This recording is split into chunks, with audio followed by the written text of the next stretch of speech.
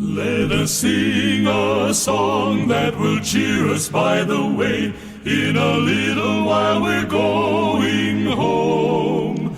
성도들의 교과 공부를 원합니다. 강남하늘교회 교과 방송입니다. 예, 뭐 몇 주간 얘기가 많았는데 발령이 나셨네요, 목사님. 네. 서울의 답심리교회, 답심리교회로 우리 목사님 발령이 나셨습니다. 때마침 교과 제목이 폭풍치는 바다. 폭풍치는 바다에서 하늘 구름으로라는 우리 8과인데 정말 오늘 적절하네요. 네. 네. 우리 교과 방송은 이 폭풍치는 바다에서 어떻게 되나요? 네. 정말 어떻게 될지 좀 고민이 있었는데 어떤 분이 이런 감동적인 댓글을 달아주셨습니다. 네. 현춘자 집사님의 댓글입니다. 강원도에 사는 할머니 집사인데 댓글 올리고 싶은데 할 줄을 몰랐는데 오늘 배웠어요. 재미있고 은혜롭습니다. 감사합니다. 귀한 집사님께서 이렇게 용기를 주시는데 교과 방송을 안 할 수도 없고 하나님께서 저 하늘 구름 위에서 길을 열어주시기를 기도하고 있습니다. 네, 참 교과 제목이 잘 맞아요. 우리 강남하늘교회 정근봉 집사님께서 이런 댓글을 달아주셨습니다. 네. 우리 뭐 강남하늘교회 댓글의 지분을 뭐 반은 갖고 계신 분이죠. 네, 댓글계에 정말 지존이십니다. 네. 그렇게 다양한 댓글을 그렇게 정말 잘 달아주시고 네. 신속히 달아주시고 많이 달아주실 줄은 내용이 또 다 달라요. 그러니까요. 네. 얼마나 적절한지. 뭐라고 달아주셨냐면 네. 유대균 목사님, 오근석 집사님의 두 분의 콤비 강남하늘교회 자랑입니다. 말씀도 좋고 인물도 뛰어나신 두 분 찬사를 보내드립니다. 참 말씀도 좋고 인물도 뛰어나신 두 분. 네, 뭐 말씀 이런 거 모르겠는데 인물도 뛰어나다는 요 얘기 정말 감동입니다. 네, 정말 제가 인물 좋다는 얘기를 들으면서 네. 무한 감동을 받았습니다. 오늘 이 두 분들의 댓글을 보니까 제가 충분한 감동을 받은 것 같아요. 오늘 교과는 뭐 요 정도로 맞추면 될 것 같네요. 네. 저는 은혜를 다 받았는데 근데 우리 PD님께서 또 안 된다고 하시겠죠. 네, 제가 8과를 좀 8과 교과 좀 공부해 보도록 하겠습니다. 성경으로는 다니엘서 7장이 되겠습니다. 교사님들께서는 이제 예언적 부분이 더욱 많이 가미된 다니엘서를 배우게 가르쳐야 하실 텐데 다니엘서 7장을 딱 보시면서 아마 고민이 많으실 것 같아요. 이거 어떻게 가르쳐야 되나.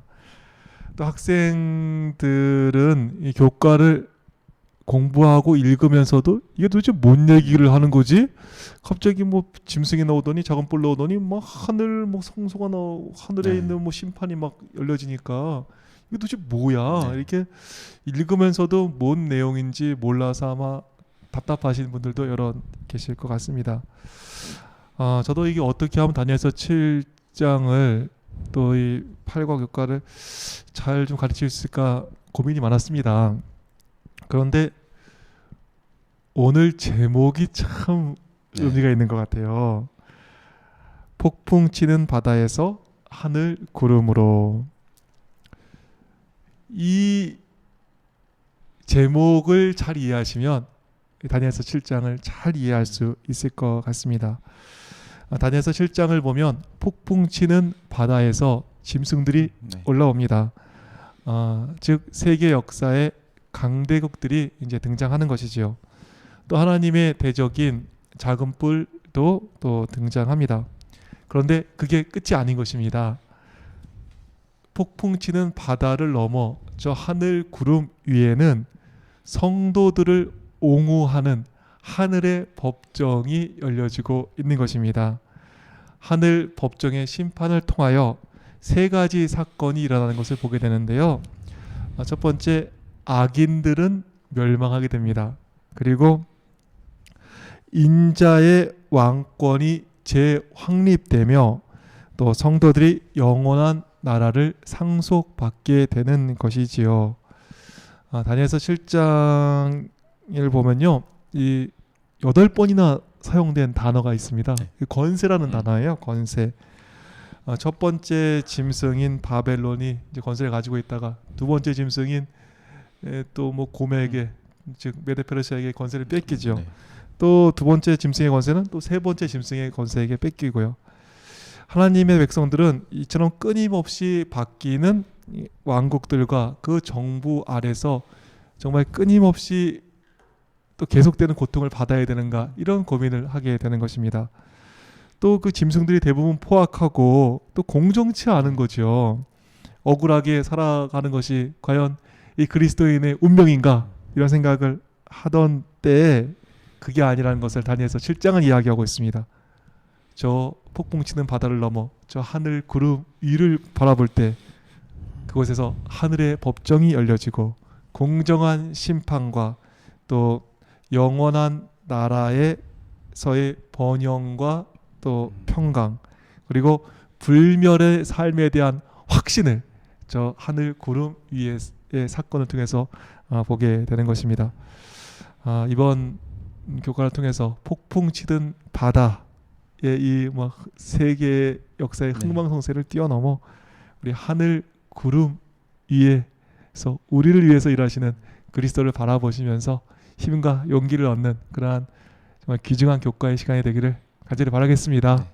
그래서 제목을 참 쉽지 않게 그리고 네. 참 함축적으로 잘 그러니까요. 지으셨다는 생각이 많이 들어요. 그래서 저희가 오늘 어려운 여러 예언들을 많이 다루지만 결국에는 하늘 구름으로의 내용으로 마무리를 할 수 있겠구나라는 네. 희망을 품게 됩니다. 하지만 그 전에 폭풍 치는 바다에서 무슨 일이 일어났는지 그렇죠. 네. 또 요 사건을 살펴봐야 또 하늘의 그 평강이 더 의미 있게 다가오지 그렇죠. 않을까, 또 네. 확실하게 다가오지 않을까 이런 생각도 드네요. 네, 하나님의 백성들에게 미리 계시해 준 이 폭풍 치는 바다에서의 사건들을 먼저 살펴보겠습니다. 다니엘서 7장 1절로 3절의 말씀입니다.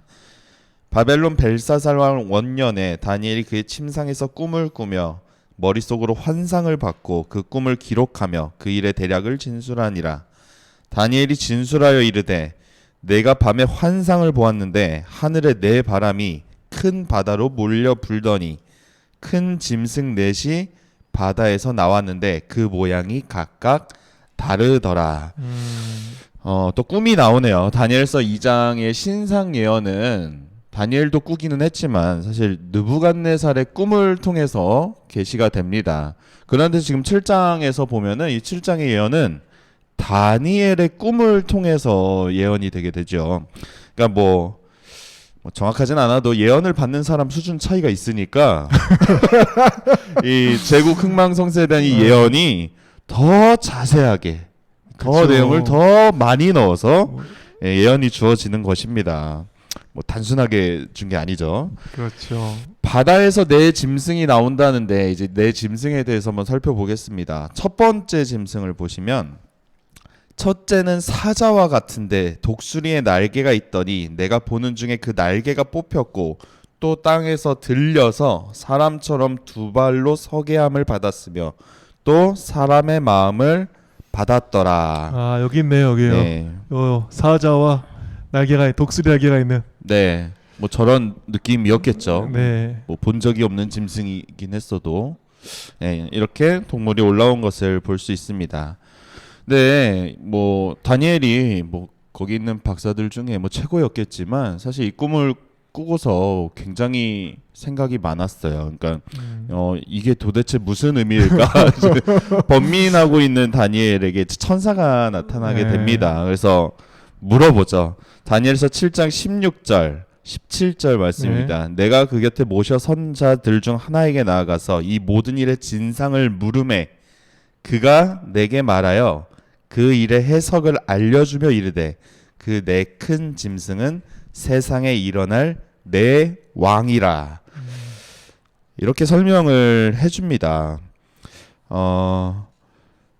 보니까 뭐 이 천사는 그냥 이렇게 할 말만 딱 하고 뭐 자세하게 부연 설명은 안 하는 것 같아요. 우리 2장 신상의 꿈에서는 금머리는 왕이시고 이 왕은 바벨론을 상징하고 뭐 이런 이야기를 했는데 7장에서 보면은 나라 이름이 이야기가 나오지 않습니다. 그냥 내 왕이다. 네, 뭐 네. 이렇게 이야기를 하죠. 그 천사는 모든 걸 알려줘서 이게 우리를 그냥 단순하게 주입식 교육을 해서 예, 바보처럼 만들기를 원하진 않았던 것 같고요. 어떻게 하면 공부를 좀 해서 네. 연구를 해보게 네. 할까, 좀 똑똑하게 만들 수 네. 있을까, 예. 이런 생각을 한 것 같습니다. 네. 그래서 저희가 조금 더 어렵게 네. 하지만 조금 더 이제 머리를 써서 네. 연구를 하게 됩니다. 지금까지 교과 방송을 통해서 말씀드렸던 것을 생각해 보면 이제 다니엘서 2장과 신상과 짐승 예언이 연계되어 있는 것을 우리 문학적 구조를 통해서 네. 알 수 있습니다. 또 일과에서는 우리 목사님께서 전체 구조를 설명하실 때 나뭇잎 구조라고 해서 4장과 5장, 3장과 6장, 또 2장과 7장이 서로 연결되어 있음을 배웠습니다. 느부갓네살에게 임한 심판과 벨사살에게 임한 심판을 다뤘던 4장 5장, 또 풀무불의 새 친구와 사자굴의 다니엘 사건 3장 6장이 이렇게 공통된 주제로 연결되어 있습니다. 그와 같이 오늘 하는 신상 예언과 짐승 예언을 다룬 2장과 7장이 서로 연결되어 있음을 알게 됩니다. 뿐만 아니라 2장에서는 네 가지의 금속, 금, 은, 동, 철 이렇게 네 가지의 금속이 등장하는데 오늘 7장의 짐승 예언 역시 네 짐승이 등장을 합니다. 또 2장에서는 10개의 발가락이 나오고 오늘은 10개의 뿔이 나옵니다. 2장과 그래서 저희가 연결해서 이 예언의 내용을 살펴보게 되는데 이 7장의 짐승의 정체를 보면 첫 번째 나라인 금머리가 바벨론임을 다니엘서 2장을 통해서 2장 38절 이렇게 살필 수 있었습니다. 그러니까 오늘 첫 번째 짐승인 사자는 그 첫 번째 금머리였던 바벨론 제국을 이야기한다 이렇게 알 수 있습니다. 네, 그러면 저희가 좀 화면을 좀 바꿔볼까요? 네. 네. 이게 어떻게 바꾸면 될까요? 네. 네, 요거를 네, 저희 확대가 안 돼서 힘들게 네. 바꿨죠. 네, 이제 저희가 이렇게 좋아졌군요. 참 놀랍습니다. 네, 네, 이렇게 되면 이제 보니까 금이 바로 사자가 되겠네요, 네. 그렇죠? 다니엘서 2장에서는 우리 금머리로 이렇게 표상했었던 또 이렇게 번영했던 바벨론 제국을 동물의 왕인 사자, 또 사자에 독수리 날개가 달렸죠. 이 새들의 왕인 독수리로 상징하는 것은 참으로 적절한 상징인 것입니다. 뿐만 아니라 이 윌리엄 셰이 박사에 의하면 바벨론의 이시타르 문의 벽들을 벽들의 황궁 외벽 위에는 사자들이 그려져 있다고 하지요. 또 왕궁 뜰에는 거대한 사자상이 있었다고 합니다. 그런데 예언에 보면 사자가 이제 기계를 읽고 사람의 마음을 지닌 채 문약해져 역사에서 사라질 것을 함께 예언하고 있습니다. 우리 역사에서 보면은 우리 바벨론의 마지막 왕 나보니더스는 뭐 정치나 군사에는 관심이 없고 학자풍 딱 그 예언대로 학자풍 제왕으로 있다가 바벨론이 무력하게 패망하게 되었음을 이야기하고 있습니다. 네, 사자와 닮은 짐승을 지나서 다음은 곰 같은 짐승이 이제 등장하죠. 다니엘서 7장 5절을 보실까요? 다른 짐승 곧 둘째는 곰과 같은데 그것이 몸 한쪽을 들었고 그 입의 잇사이에는 새 갈빗대가 물렸는데 그것에게 말하는 자들이 있어 이르기를 일어나서 많은 고기를 먹으라 하였더라. 네, 여기 보니까 곰이 나오네요. 네. 안 보이실 것 같아요. 이게 작아가지고 그렇죠. 네, 좀 다시 확대해드릴까 하는데 시간이 많이 없어가지고 여기 보니까 여기 이제 한 손 이렇게 든 거예요. 이게 불구경한 네. 거죠. 근데 뭔가 불구경한 짐승이니 곰을 닮은 짐승은 바벨론에 이어서 등장한 메데 페르시아를 표상하기에 너무나 적절한 것이지요. 두 나라의 연합국이었던 메데와 페르시아. 처음에는 메데가 주도권을 가졌습니다. 그러나 고레스 왕이 등장하면서 페르시아가 우위를 정하게 됐고 결국에는 메데는 이 페르시아에게 흡수되게 되는 것이지요. 한 손을 든 곰처럼 세상의 역사가 흘러가는 것입니다. 그리고 이 곰은 세 개의 갈빗대를 취했다고 했습니다. 갈빗대, 고기를 먹은 거죠. 네. 그냥. 네. 어떤 고기를 먹었을까요? 네, 세 나라를 먹었다고 하는데 첫 번째 그 리디아를 삼켰습니다. 이 고대 터키인데요. 고대 터키였던 리디아를 복속시킨 이 페르시아는 8년 후에 바벨론을 점령하게 됩니다. 그리고 나중에 이집트까지 점령함으로써 고대 근동의 패권 국가가 되는 것을 저희가 역사 속에서 알고 있습니다. 뭐 저희가 하늘 구름으로 네. 가야 되는데 폭풍 치는 바다에서 벗어나질 못하네요. 네, 뭐 많아요 지금. 네. 뭐 많이 올라와가지고 그래가지고 이 7장을 잘 모르는 것 같아요. 네, 거기를 우리 안 가기 때문에. 짐승의 4마리였으니까 우리 지금 2마리 살펴보는 얼른 다음 동물들 네. 살펴보겠습니다. 다니엘서 7장 6절. 네. 그 후에 내가 또 본즉 다른 짐승 곧 표범과 같은 것이 있는데 그 등에는 새 날개 넷이 있고 그 짐승에게 또 머리 넷이 있으며 권세를 받았더라. 네, 표범 같은 짐승, 우리 세 번째 짐승은 표범 같은 짐승입니다. 표범하면은 뭐 빠르다 이런 것을 생각하실 수 있고 또 거기에 새 날개가 넷이 있으니까 표범이 날개 넷을 달았으니까 얼마나 빠르겠습니까? 네. 다니엘서 2장을 연계해서 보면은 순식간에 세계를 정복한 그리스를 상징하는데 참으로 적합한 짐승이 되는 것입니다. 22살의 왕위에 올랐던 알렉산더는 긴 창을 사용하는 돌격 부대와 기마병으로 구성된 우리 35,000명의 소수 군대로 1개월치의 군량미를 가지고서는 페르시아를 정복합니다. 뭐 속도전으로 승부를 낸 거죠. 그리고서 뭐 계속해서 이집트로 진격해서 점령하고 시리아를 지나서 알벨라 전투에서 페르시아를 영원히 멸망시키고 4개월 동안 바벨론, 수사, 펄세폴리스를 점령합니다. 그리고 또 동진에서 인도까지 정복을 합니다. 인도까지. 뭐 인더스강 건너서 이제 더 동쪽으로 계속 가려고 하는데 이제 돌아가자 하고 이제 부하들이 말리는 이제는 예. 가족이 보고 싶습니다. 그러니까 뭐 굉장히 빠른 시기에 네. 정복한 것을 볼 수 있어요. 바벨론으로 돌아온 이 알렉산더는 이제 폭음과 함께 습저열에 걸려서 33세의 나이에 요절을 하게 됩니다. 네.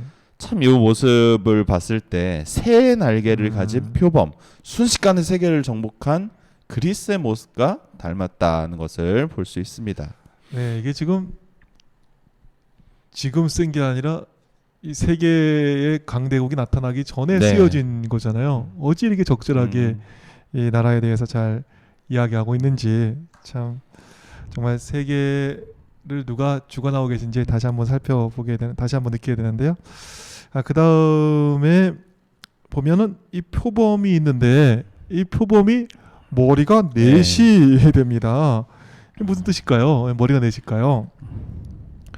갑자기 알렉산더가 정말 33세에 요절을 하게 됐습니다. 그러니까 이 제국을 어떻게 하겠습니까? 누구한테 줄까요? 이렇게 물어봤더니 알렉산더가 참 알렉산더답게 얘기합니다. 힘센 자가 가져라. 그랬다 그러죠. 그래가지고 힘센 자의 각축전이 12년 동안 이제 펼쳐지게 됩니다. 결국에 12년간의 내전을 끝내고 제국은 이 4개의 머리를 가진 표범처럼 4나라로 갈라지게 되죠. 네. 그래서 그 밑에 있던 카산더, 또 프톨레미, 셀류쿠스, 리시마쿠스의 이 4장수에서 나라가 4나라로 나눠지는 것을 예언에서처럼 세계 역사에서 보게 되는 것입니다. 참 역사를 보고서 비유한 것처럼 짐승이 네. 나오는데 사실 네. 모든 일이 이루어지기 전에 계시로 주어진 짐승이란 모습에 참 놀랐습니다. 마지막 4번째 짐승이 등장을 하는데 철 2를 가진 형용하기 어려운 네. 뭐라 표현하기 어려운 네. 그런 짐승이 등장합니다. 또 이 짐승은 그 성경 표현에 보면 먹고 부서뜨리고 나머지를 밟는다 이런 네. 표현이 나오죠.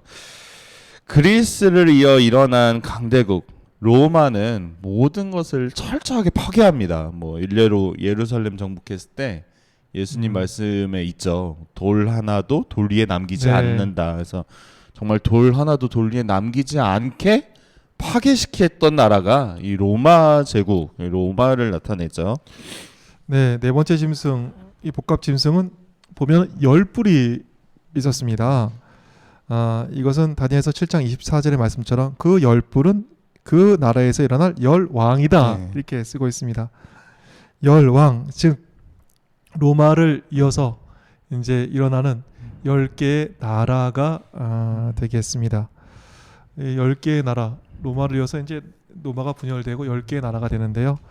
이 10개의 나라가 어느 나라인가? 이거 갖고 정말 엄청나게 우리 재림교회 역사에서 싸우지 않았습니까? 1888년 대총회에서 이 또 어느 나라가 요거 10개 들어가냐? 요거로 또 엄청 싸웠습니다. 알레마니를 넣어야 된다. 아니다. 훈족을 넣어야 된다. 예, 그래서 오죽하면 만날 때 당신은 훈족 팝니까? 이거 묻고서 이제 밥을 먹고 그랬나 보죠. 또 알레마니 팝니까? 이렇게 이제 물었다 그래요. 야, 이게 참 뭐 이게 이 알레마니 또 뭐 아니면 훈족파 이것 때문에 파당이 이루어지고 아주 뭐 대총회가 시끄러웠던 것을 우리가 역사 속에서 배우고 있습니다. 이 책을 쓰신 분이 참 지혜로우신 것 같아요. 네. 또 이 싸울까봐 월요일 교과를 보시면 이 10개 나라 이름을 건너뛰십니다. 그러니까 싸울 필요 없다는 소리겠죠. 그렇죠. 네. 윌리엄 세이 같은 분은 이게 굳이 10개도 아니다. 이게 네.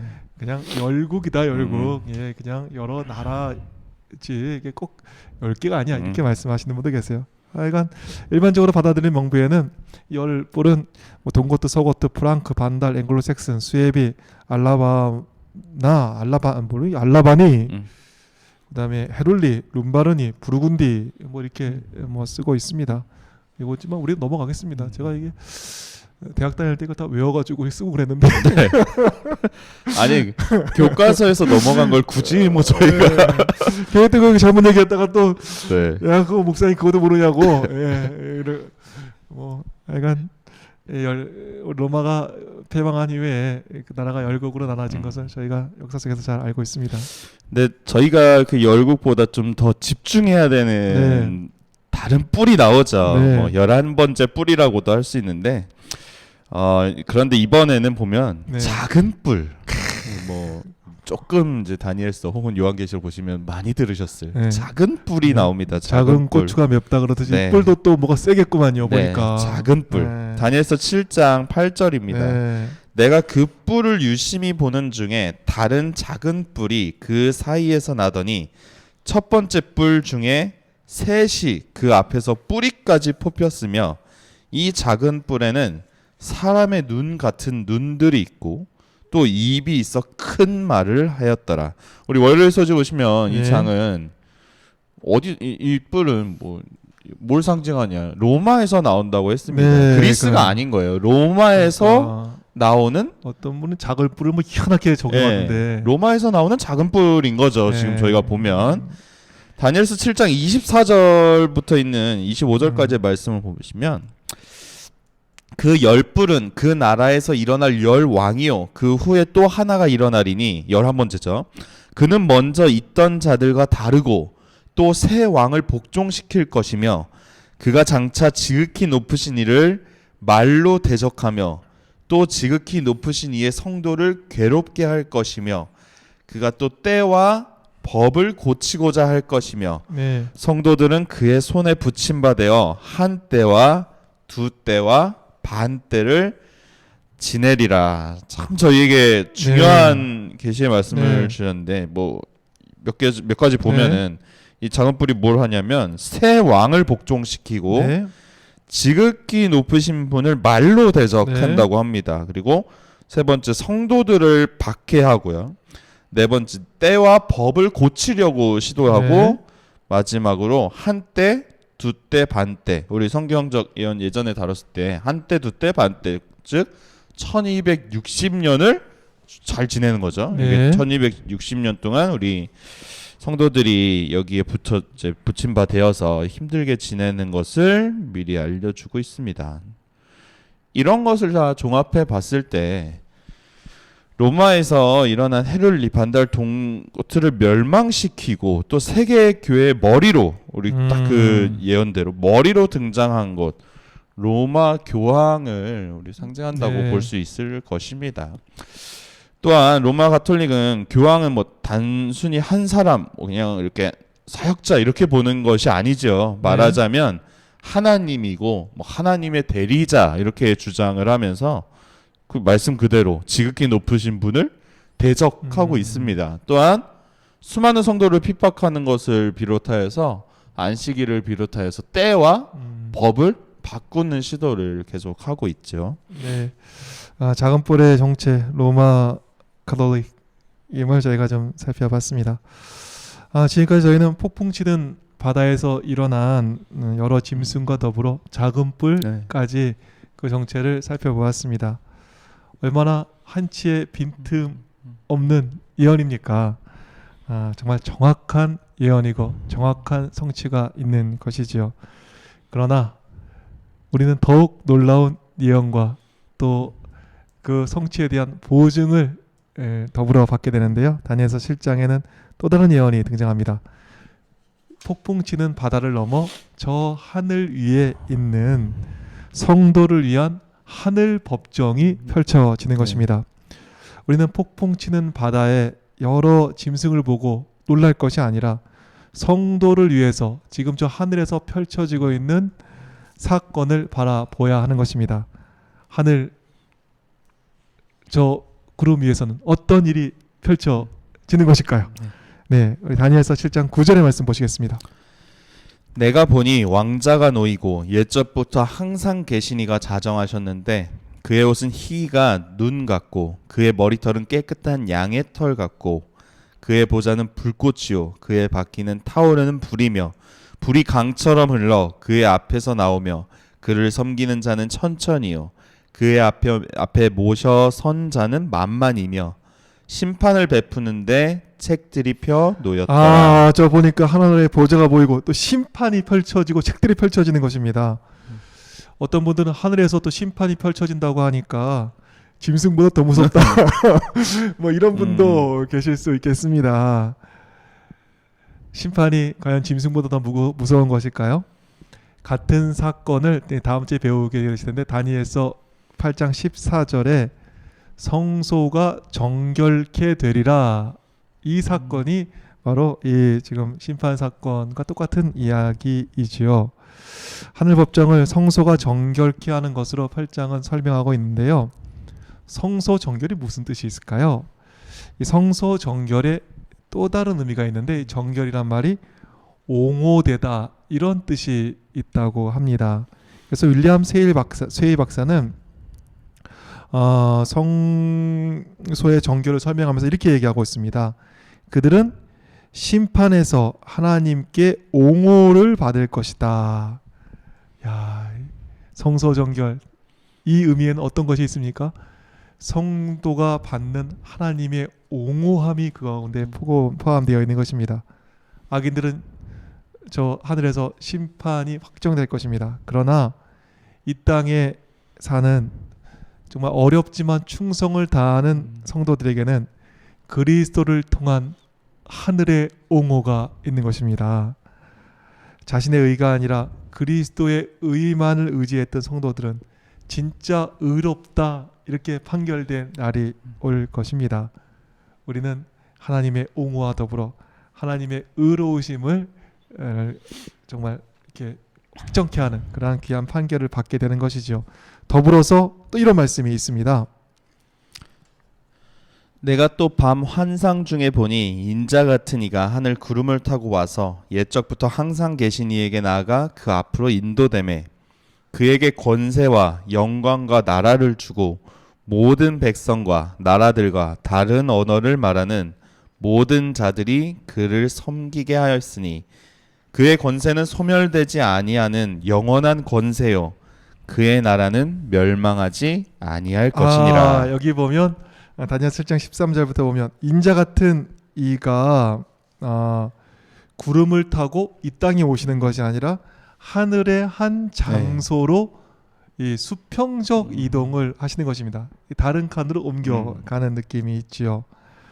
그리고 거기서 어떤 일이냐면 그에게 권세와 영광과 나라를 주고 권세와 영광과 나라를 받으십니다. 그리고 모든 백성과 나라들과 다른 언어를 말하는 모든 자들이 그를 섬기게 하였으니, 즉 그리스도를 향한 예배가 회복되는 참다운 예배의 회복이 이루어지는 것을 보게 되는 것입니다. 이 땅에 있는 성도들이 그리스도를 참으로 예배하는 그 예배의 회복이 있는 것입니다. 이것은 얼마나 의미가 있습니까? 작은 뿔로 대표되는 로마 교황 세력은 때와 법을 변개시켰습니다. 하나님 예배하는 안식일을 바꿔버렸습니다. 그리고 정말 하늘의 중보 사역을 막으려고 신부님, 사제가 이렇게 그간에 껴가지고 하나님과의 그 관계에 엄청난 영향을 주고 있지 않습니까?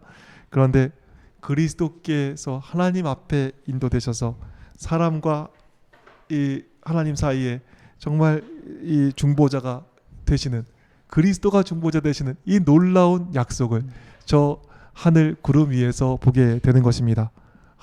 이 놀라운 약속 아니겠습니까? 예배의 회복과 이 중보자가 우리 가운데 있음을 또 하늘 성소 가운데서 보게 되는 거죠. 뿐만 아니라 또 이런 말씀이 있습니다. 20절부터 보시죠. 또 그것의 머리에는 10뿔이 있고 그 외에 또 다른 뿔이 나오매 새 뿔이 그 앞에서 빠졌으며 그 뿔에는 눈도 있고 큰 말을 하는 입도 있고 그 모양이 그의 동류보다 커 보이더라.